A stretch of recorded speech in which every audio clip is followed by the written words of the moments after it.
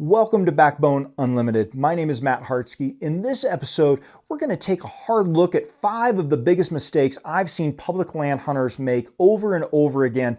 And I'm not talking about rookies only. These are the kinds of mistakes that sneak in when we get too confident, too comfortable, or just plain careless in our planning and execution. And I'm not pointing fingers. I've made every one of these mistakes myself, sometimes more than once. But over the years, especially after 3 decades of hunting public land all across the West, I've learned that small mistakes in this game don't just cost you an opportunity, they can cost you the entire season.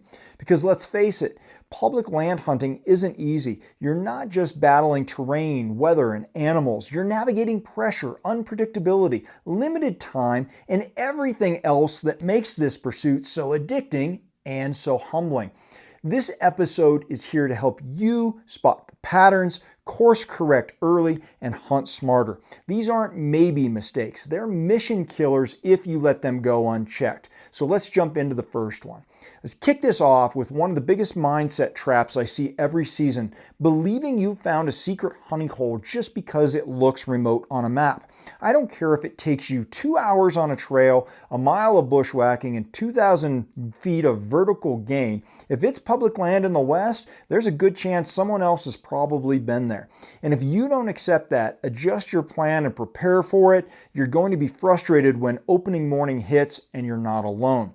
We all have the same tools, so don't assume you're the only one using them. Every hunter these days has access to OnX and Go Hunt, whatever their preferred platform is. We all see the same trails, the same timber pockets, and the same water sources from satellite view. What may have felt like a secret spot 10 years ago, it's now on everybody's phone. So when you drop a pin on a north-facing slope with sparse pressure and a hidden wallow, realize you're not the only guy who saw that. That's not paranoia, it's reality. Public land in the West doesn't come with assigned seats.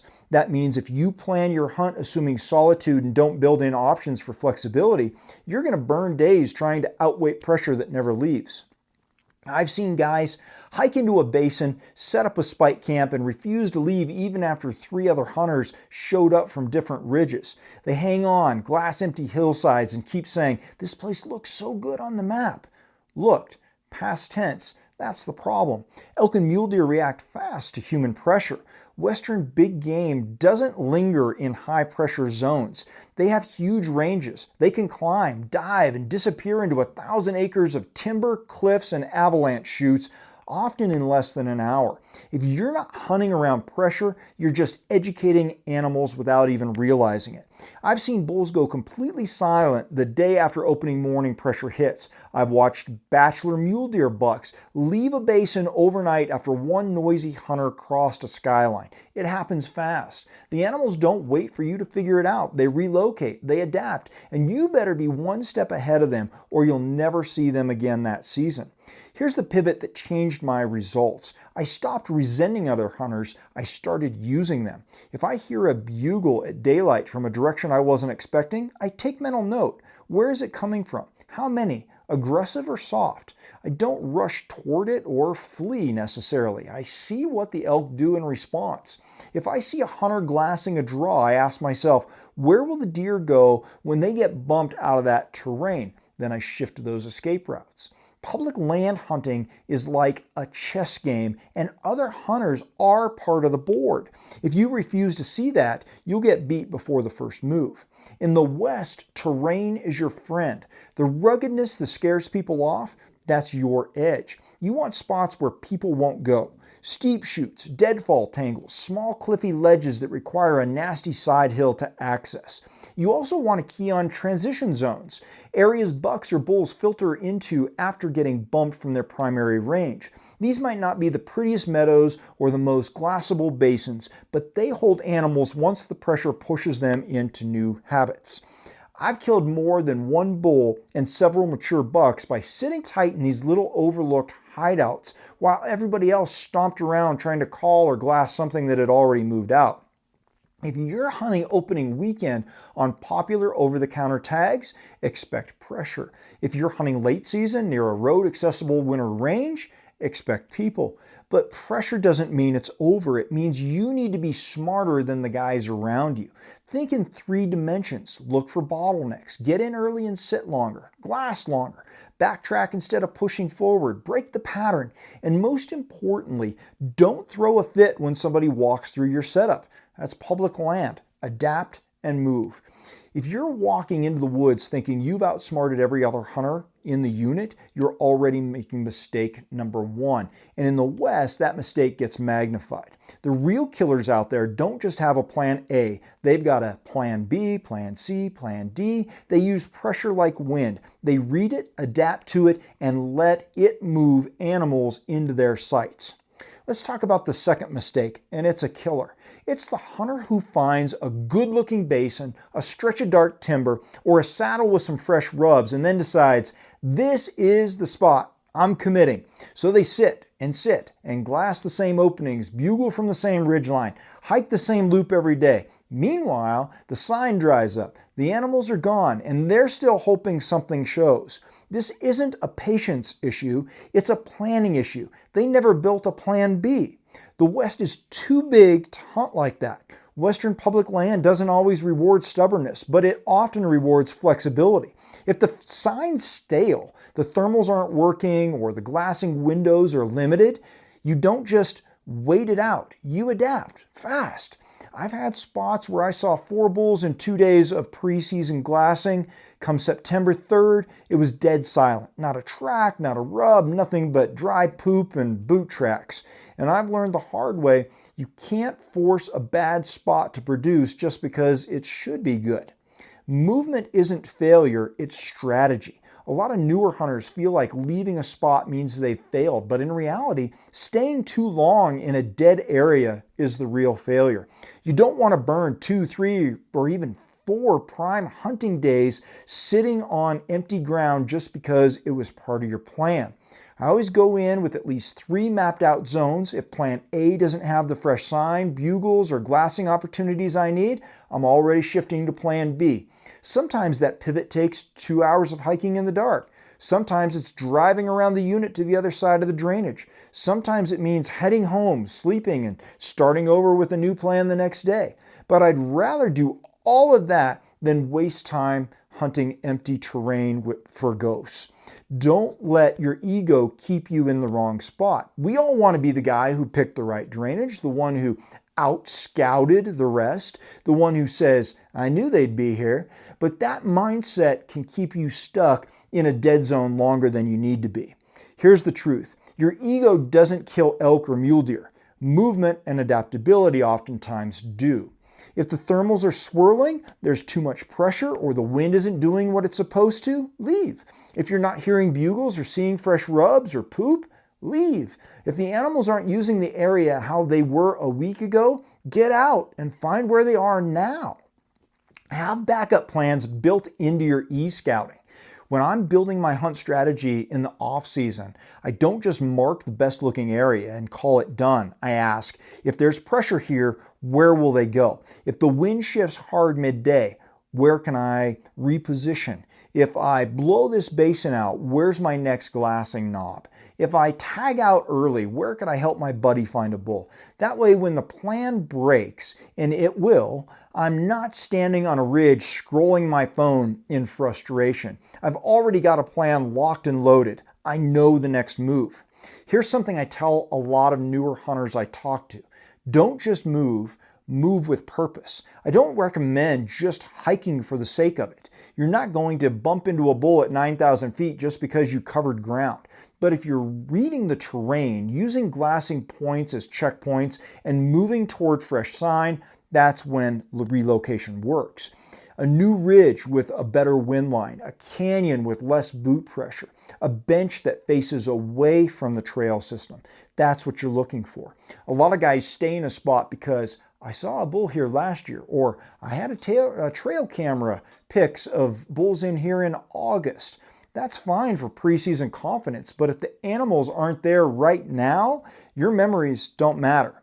Tracks, poop, fresh rubs, and active beds are the only things that should guide your feet, not what you hoped to find. If a location isn't giving you new info daily, treat it like it's already burned, because chances are it is. Being stubborn often isn't a badge of honor, it's a liability, especially on public land. Have options, move with intention, and don't let loyalty to one spot rob you of a full freezer this fall. The next one gets real fast. You see it every fall. Guys hit the mountains on day one, full stoke.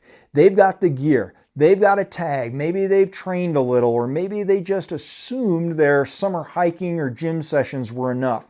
But once the elevation kicks in, once the climb gets steep, once the weather turns or the pressure builds, they break down physically, mentally, or both.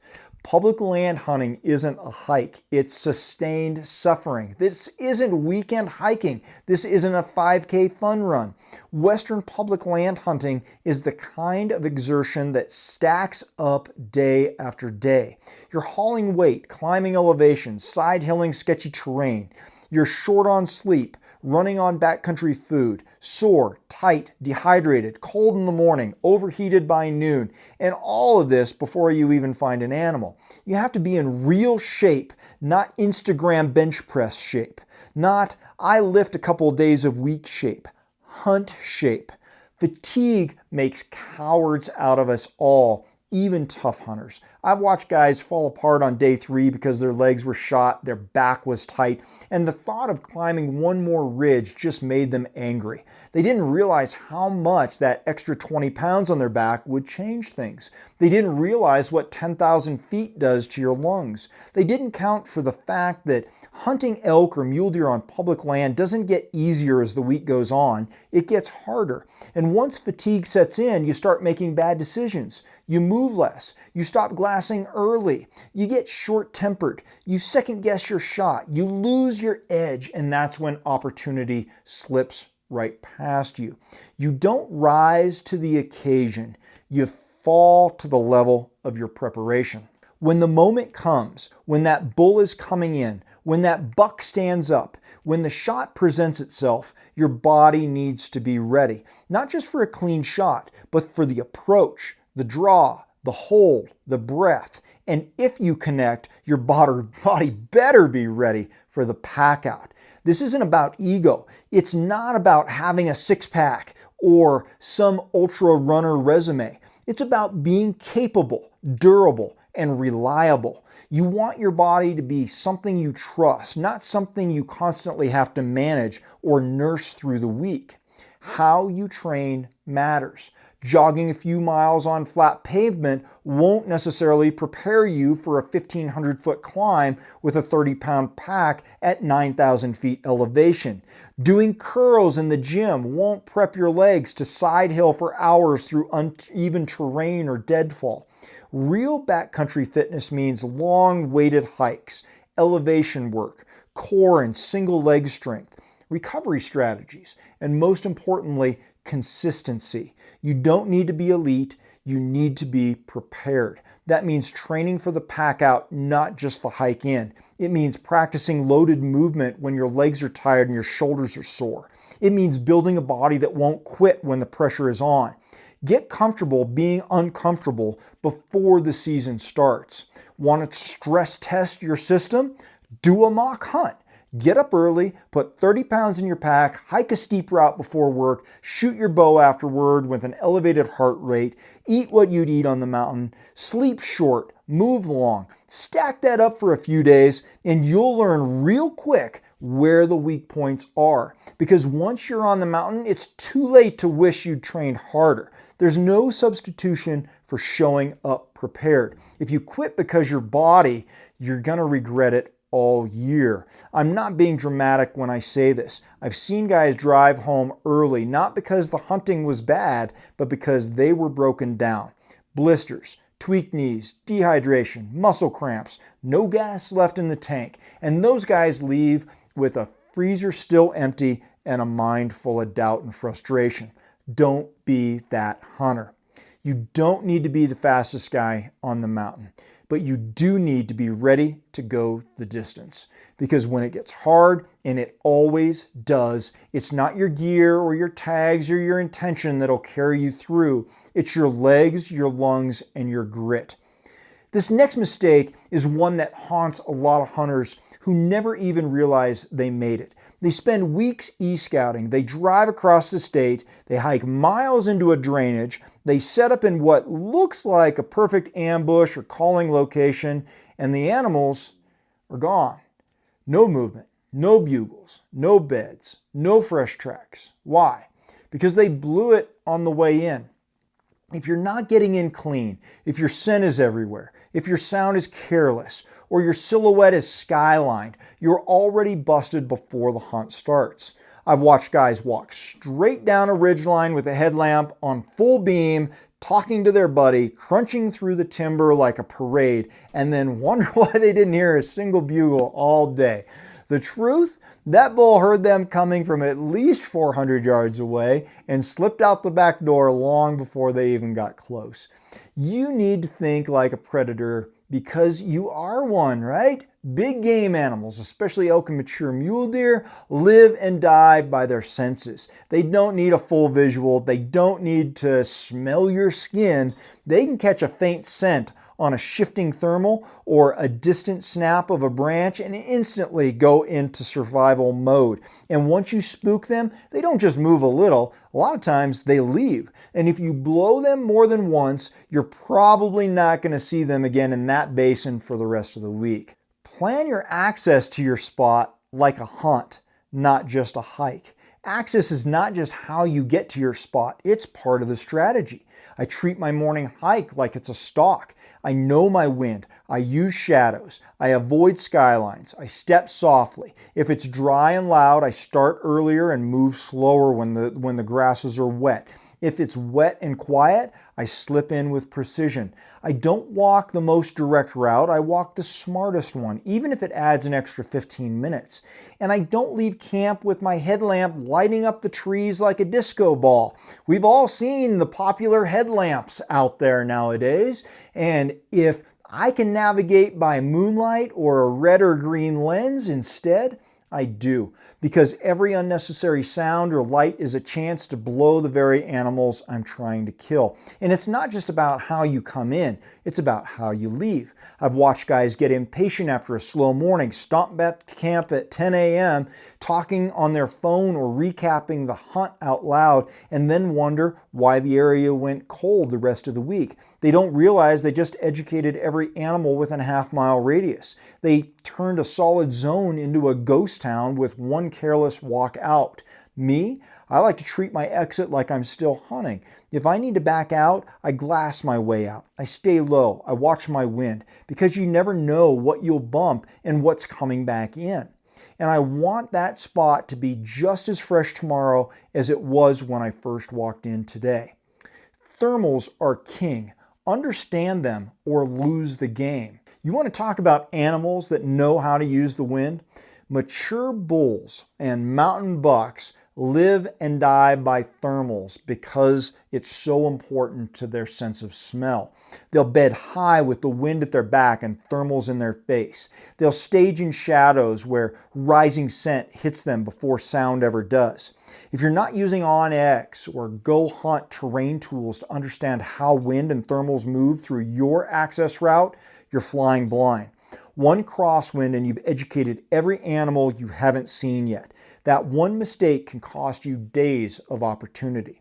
One careless moment can undo a week of hard work. And I get it. It's easy to get excited. You want to hustle to the spot. You want to get it set up by legal light. You want to cover ground fast and get in position. But if that rush causes you to take shortcuts with your access, if it makes you careless with your scent or sound, you're hunting animals that already know you're there. And that means you're not really hunting. You're just walking around hoping for a miracle. If you wouldn't stalk a bull that way, don't access your spot that way. Every footstep, every breath, every movement in the dark is part of your hunt. Get in like a predator. Get out like a predator. And keep your best areas undisturbed, fresh, and productive for as long as possible. This last mistake is sneaky. It disguises itself as discipline, as patience, as smart strategy. You'll hear guys say, I'm waiting for the wind to settle, or thermals aren't quite right yet, I'm going to hang back, or even, I don't like how dry it is today, it's too crunchy to move in.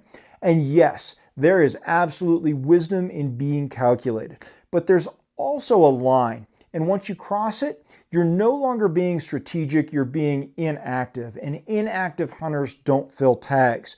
Let me be straight with you, in the backcountry, conditions are never perfect. The wind shifts, the thermals swirl, sun bakes one face and freezes the other. It's dry, then it's muddy. It's dead calm, then gusting. You're hunting in a dynamic, wild place. If you're always waiting for ideal circumstances, you'll spend half your hunt sitting on your hands. Meanwhile, the guy who's moving, slow, smart, adaptable, he's in the game. He's glassing new angles, hearing bugles, seeing elk shift and relocate, because he's out there doing the work even when it's not perfect.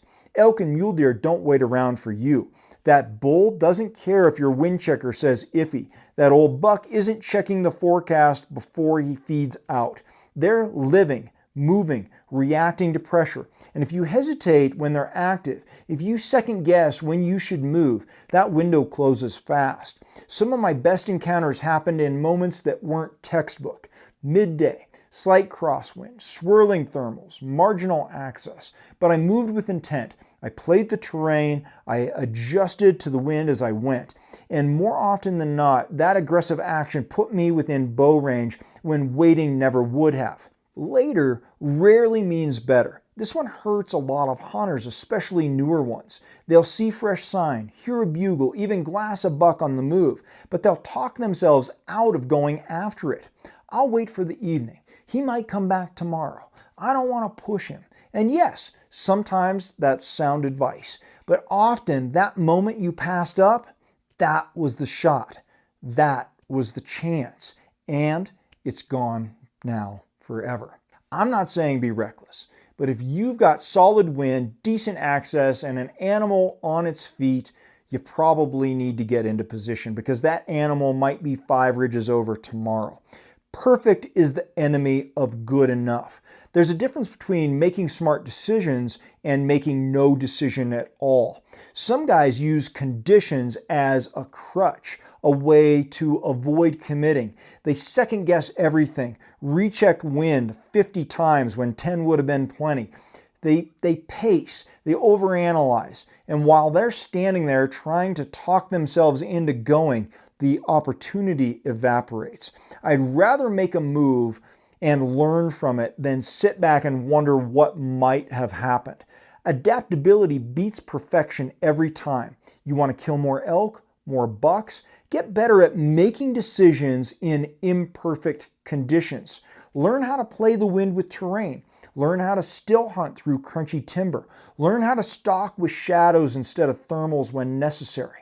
Learn when to move fast and when to slow down, even if it's not ideal. Don't get me wrong, I'm not talking about not being patient. I have dozens of videos now where I include speeches about being patient and waiting and getting things right. But the best hunters I know aren't the ones who are waiting for a green light. They're the ones who've trained themselves to go when the light's yellow and adjust course on the fly. Because the clock is always ticking. Every day you're in the field, your tag is aging, pressure is building, weather is shifting, the animals are adapting and moving through their phases. If you're sitting there waiting for a better chance, you might be passing up the best one you'll get. The mountains reward action, not blind aggression, but thoughtful intention and relentless movement. The bottom line here, the perfect scenario you're waiting for probably doesn't exist. And if it does, chances are it won't last long enough for you to act on it. You need to train your eye to see good enough. You need to build your instincts so you trust yourself when it's time to move. And you need to believe that even in less than ideal moments, you can make it happen. Because you can. I've done it, and so can you. every mistake we covered today, it's not about being a bad hunter. It's about being an unprepared one. But the good news is these are all fixable, every single one. So stop pretending you're the only hunter out there. Learn to hunt around pressure. Don't stay married to a dead spot. Move with purpose. Have a backup plan or plans. Train like your success depends on it, because it does. Treat your access routes like a stalk, silent, invisible, and intentional. And stop waiting for perfect. Learn to win in the gray areas. I have made all of these mistakes, and I've tried to learn from every one of them. And my hope is, now that you've heard them, you don't have to make them the hard way. If you got value from this episode, the next step is simple. I would encourage you to join Team Backbone. That's where we go deeper. Tactics, training, gear, mentorship, and a tribe of hunters who live this lifestyle year-round. You can check it out at backboneunlimited.com under the membership tab. Until next time, train harder, hunt smarter, and never settle.